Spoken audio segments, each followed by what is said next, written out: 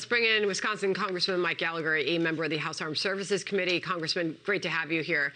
First up, what are your expectations as we're getting briefings from the State Department and the Pentagon? We have been told by the White House that this invasion is imminent. What do you see happening next? As we did hear, they also are forecasting, the White House, that the ball is now in Russia's court.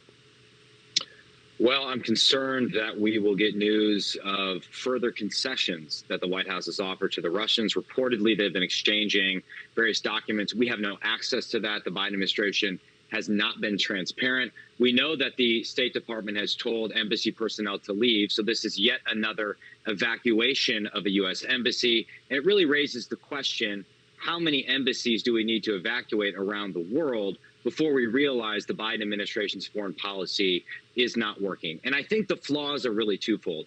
One, if we have another concession, it will be the latest in a string of concessions that go back to allowing Nord Stream 2, the pipeline, to go forward, to extending New START, to, I think, the collapse of our position in Afghanistan, which the Russians watched and thought, you know what?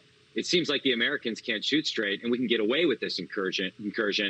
The second thing is that this administration fails to understand the essence of deterrence, which to work needs to be backed by the credible threat of force. And by forecasting repeatedly what they won't do, especially militarily, they're undermining our deterrent posture. And that's why I'm concerned about a complete capitulation of our position. And I'm worried about the people of Ukraine, who undoubtedly feel abandoned by the Americans. Really interesting. I mean, you hear many making the case that they believe that Putin sees an opportunity. Tom Cotton said at top of our last hour, the senator said, Putin senses vulnerability on the part of this administration. He's seizing on this moment. We are just 1 year into this presidency. We are obviously looking at President Xi in China as well, as far as what their next move might be when it comes to Taiwan. So why do you believe some of these world leaders sense vulnerability and sense that they can strike now if indeed Putin decides to act?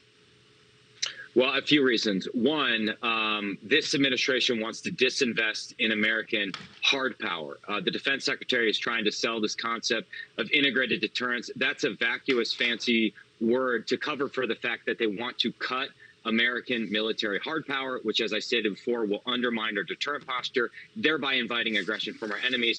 Two, in America, the commander-in-chief really sets the tone.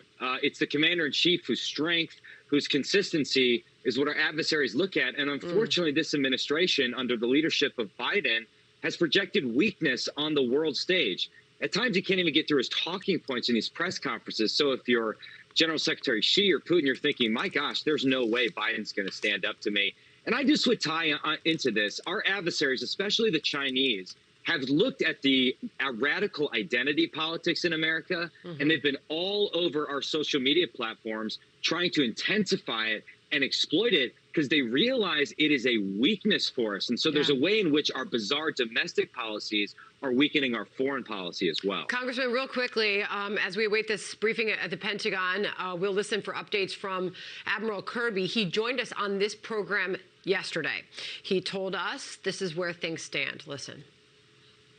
He's got a lot of combat power already in place, which means he has options available to him right now.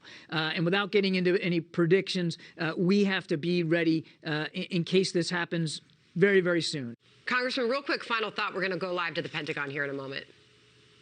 Well, why don't we have more options available to us? It's not like this is a sudden crisis. Ukraine has been in conflict since 2014. Why haven't we had weapons shipped sooner? Why don't we have naval assets in the Black Sea right now? This administration has been caught completely flat-footed, and Vladimir Putin, playing a relatively weaker hand, has outmaneuvered them. It's unacceptable for the most powerful country in the world. Thank you for your look at that, sir. Thank you very much, Congressman Gallagher.